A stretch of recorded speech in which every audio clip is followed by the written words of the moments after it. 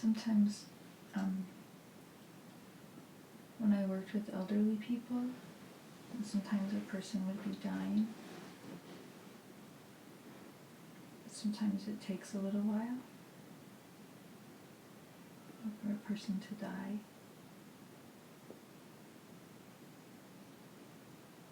And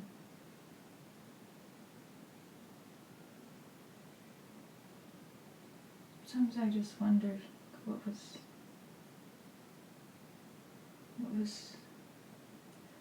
was happening. It's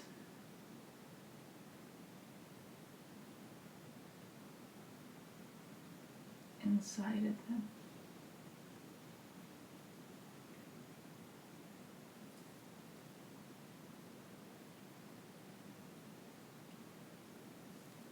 I don't know, it just seemed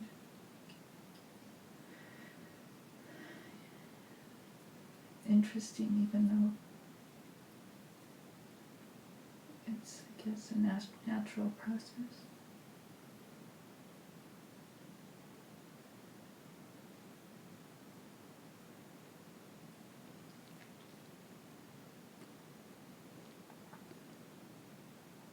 So I don't know if that can even be answered.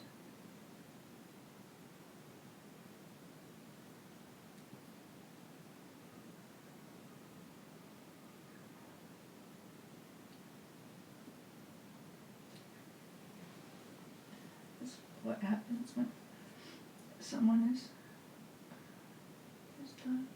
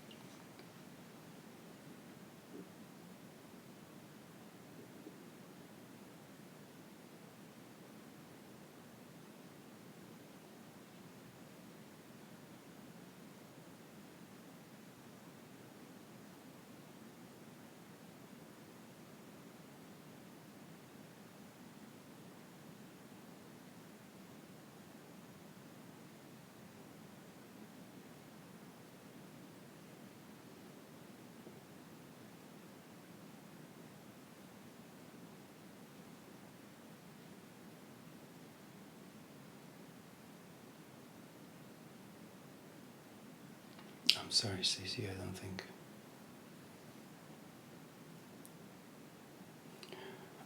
I can talk about that.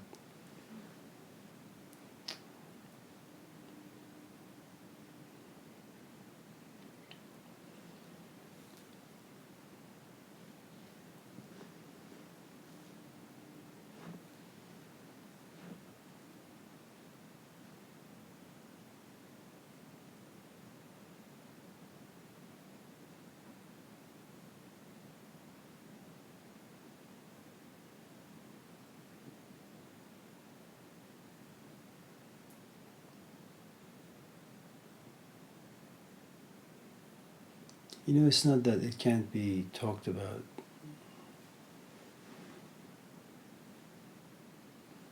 There's just too many branches.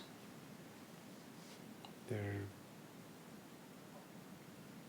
too many paths you can take to wrestle with that question.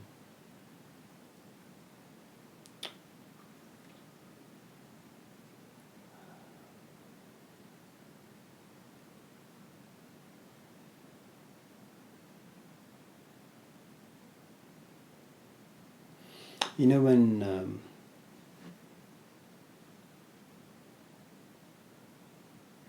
Hussein was sick, I remember him telling my sister, just make sure my daughter is okay. And my sister would say, yeah, don't worry. I'd say, we'll continue,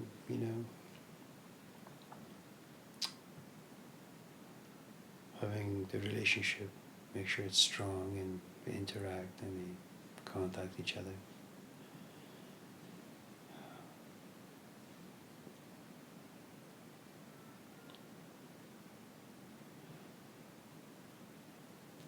A few times he expressed, regrets about not writing this book or that book.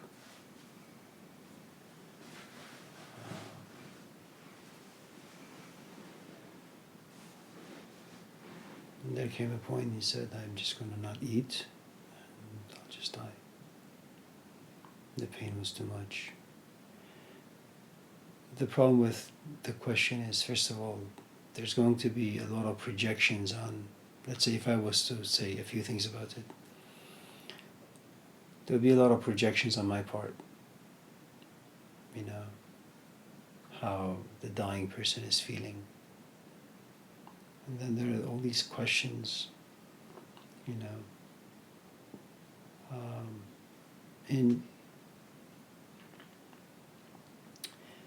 I think if I'm not mistaken, in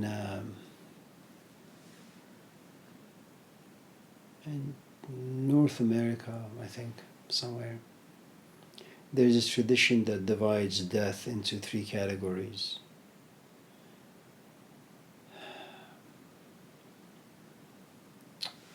A bad death, a tragic death, and a good death. A bad death is someone who just dies in an agonizing way.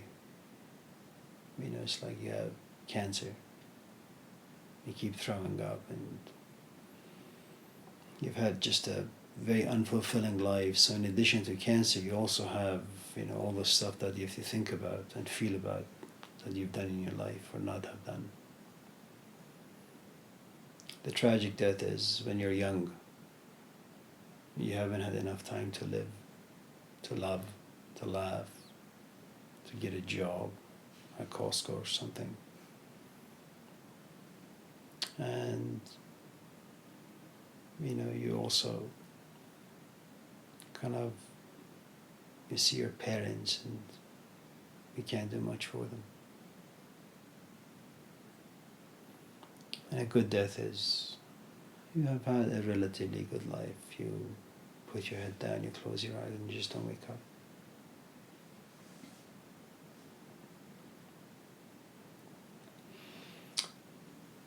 I think about 80% of human beings end up at Kaiser. They get really, really sick, and then they die in a very painful way. Only 20% of us are lucky enough to close our eyes and just not wake up and just die peacefully.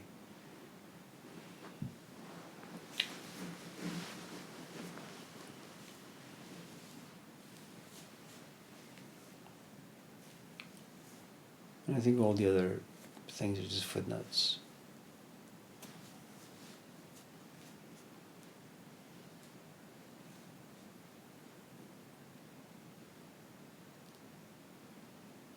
I remember Krishnamurti. This is a guy who doesn't believe in God. At least that's what he would preach most often. He didn't believe in reincarnation. He didn't believe in any of that stuff. So in Los Angeles, when he was dying, and he kept getting sicker and sicker and sicker, he would constantly say, what have I done wrong that the gods are punishing me in this way? And I think it's very telling. It's kind of like, it's no different than the story of Job. That, when you're comfortable in life, when you have privilege,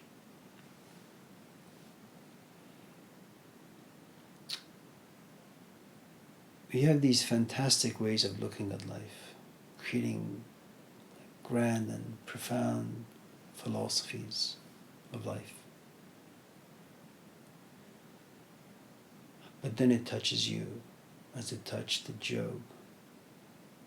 and you realize that you spoke well, you thought well, but you did all these things well because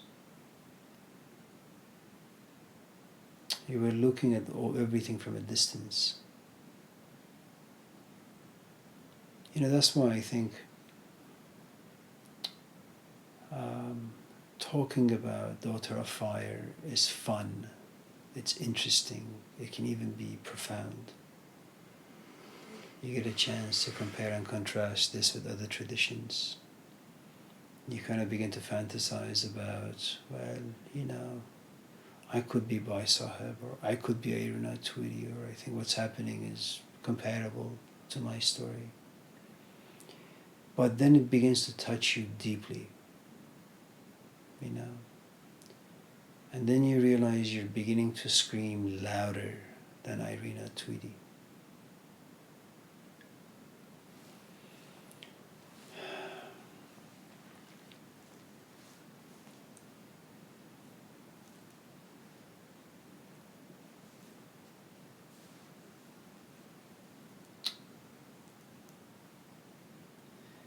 Baba Tahir has this poem that this bird was singing this really, really sorrowful song because the fall had come and the roses were slowly dying.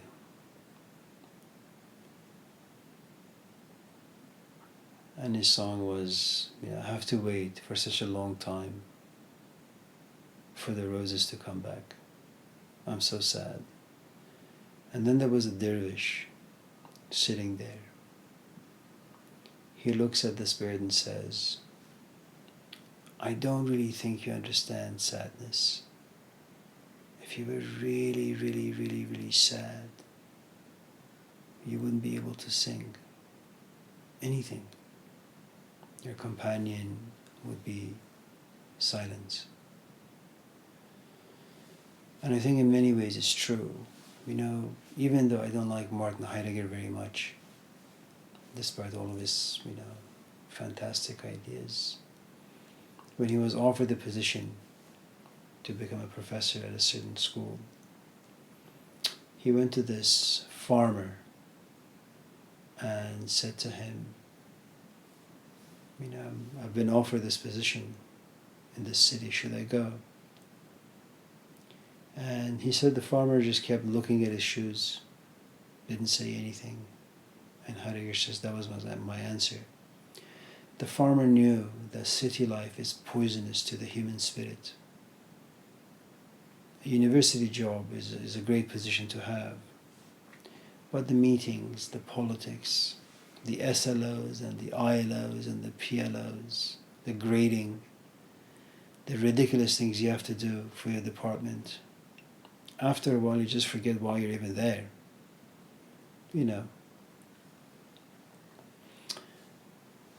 It's like you spend all this time, you get a PhD in some ridiculous field, and then you're excited because somebody gave you a job.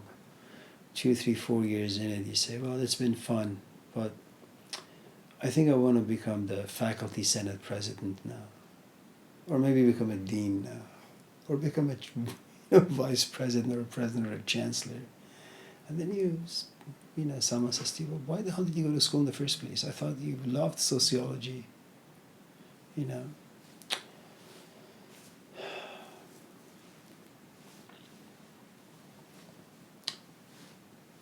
I don't know how true the story is,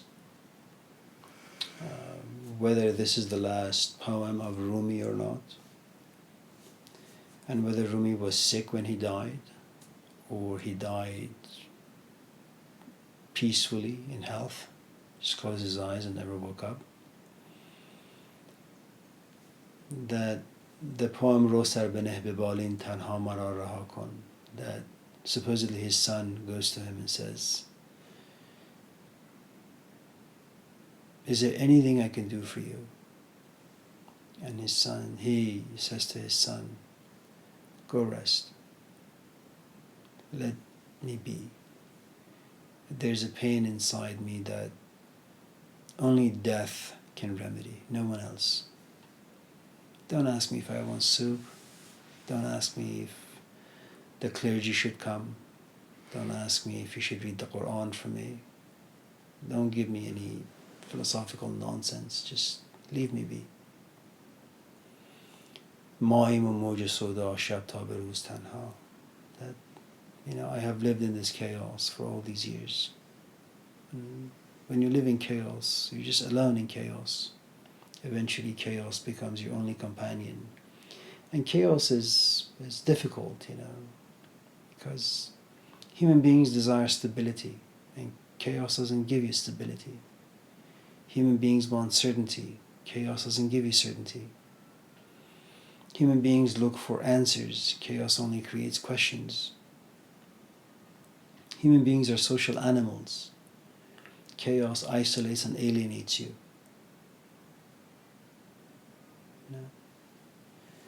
And I suppose if you were to say that death, regardless of who's dying and how they're dying, is a creator of chaos, a lot of people, I suppose, get angry when they're dying, at least when they hear they're going to die.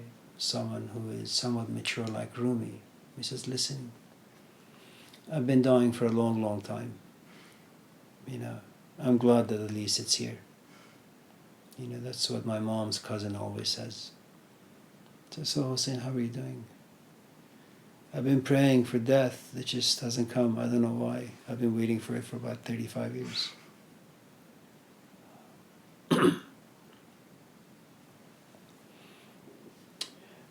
I think in some ways, if you were to talk about this philosophically, not so much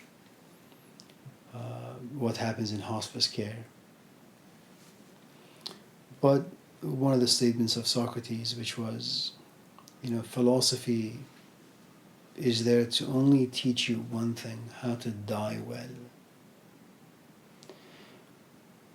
And I think if you were to examine that particular phrase, how to die well,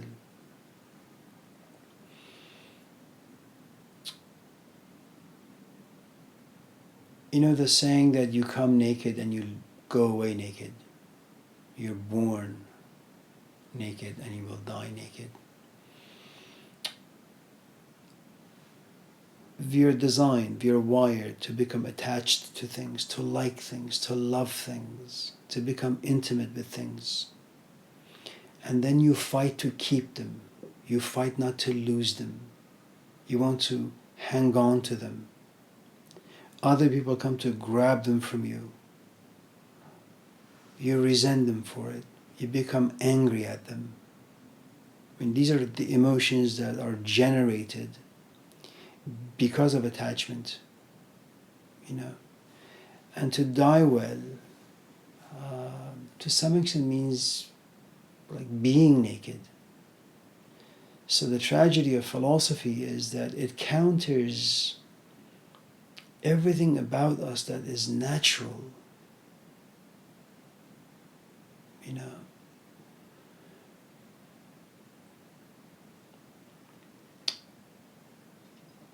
And I don't know if that's actually good for us to follow, if that's a good prescription for us, that you should study philosophy so you can die well,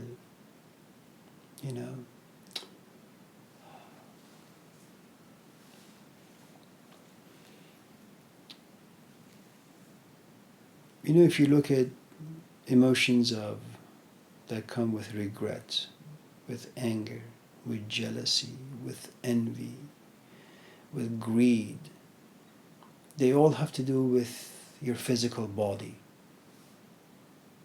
These are like things you begin to wear, not so much on the outside but on the inside.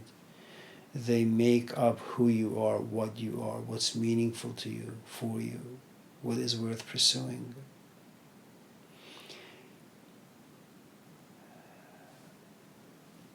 And because there is no limit to greed, you're always going to pursue something, always. And there's a good chance most of your pursuits will remain incomplete.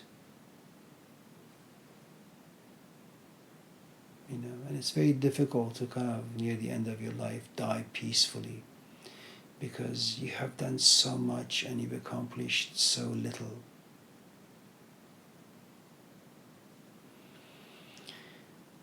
And the lesson in philosophy is, don't pursue anything. Nothing is really worth pursuing. And I suppose in many ways you could say that most of us die a very tragic death, because to die well you have to know how to live well. And to live well you have to examine things. And when you examine, you realize there are not very many things out there worth pursuing. And that can be very, very depressing. Unless you happen to be like Socrates or the Buddha or Jesus, where you can go around making people feel bad for who and what they are. That's quite cruel. Why would you want to go around like the Buddha and say life is all suffering? And it's suffering because you don't know how to think well. Who's got time to think? From the morning you wake up, you have to work till the time you go to bed. Reflecting is for people of privilege, people who have time. Nobody has time. The guy is trying to provide for his family, and they take a crummy class from you because they just need to up their salary, And at the end of the semester they come to you and say, yeah, I think I'm going to leave my wife, leave my kid, quit my job, and go to Yosemite. Go there for what? I'm going to think. It's an awful thing that someone like Socrates or the Buddha has done to this poor chap.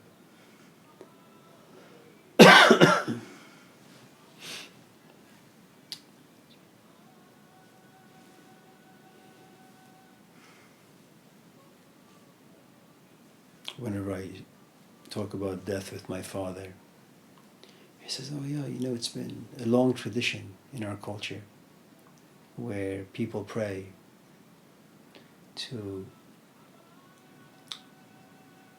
go to sleep and not wake up.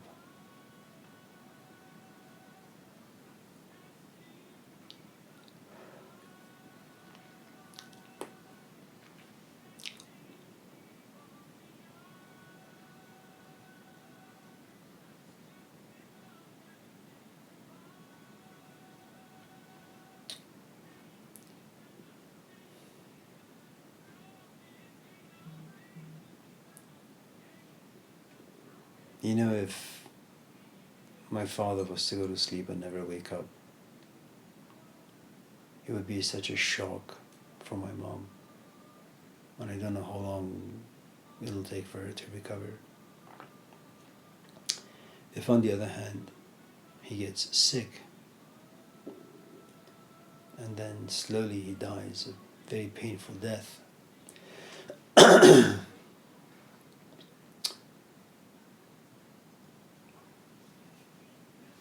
it's like a frog being slowly cooked in water. First it's relatively warm, you put on the stove and you turn on the heat. And then slowly it comes to boiling. By the time it's boiling, the frog is dead. He was swimming happily, he just didn't know. It's like people tanning in the sun. It's really nice. You sit there and you just go to sleep and you wake up and you have like -degree burns. It's pretty bad. I'm not really quite sure which one would be better for my mom or my dad. That should your companion just go to sleep and not wake up, and you wake up next to them, you say, I'm going to go make breakfast, and you get no response. You push them, you get no response. Then you scream. Then you pick up the phone and call your people. And then everybody cries for a few hours. Or you take your spouse to Kaiser. You come home with them. You give them their medicine. You stay by their bed.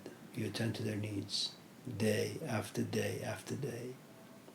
And like the wife of Ivan Illich, once in a while you look at your spouse and you say, this is no way to live life. It has no quality. And then slowly you realize your prayers are beginning to change. If before you ask God, give my husband or my wife their health back, now you say, God, why are you so cruel? You know there is no remedy to cancer. Just take them. What is wrong with you? Now you begin to kind of put God on trial. And God is not going to win. So I'm not really quite sure which is best, because if it's the gradual sickness and dying, at least your spouse is forced to get ready. And they come to a point where they just don't care. They've been readying for it for months. You know. I think the shock that lasts for a while and somewhat not so recoverable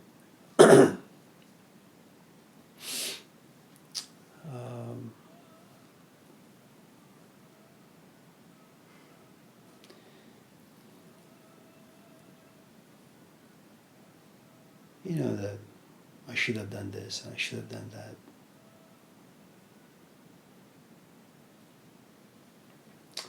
Either way, it's just a lose-lose situation, really. No one wins in life. Everybody wins in death, but no one wins in life.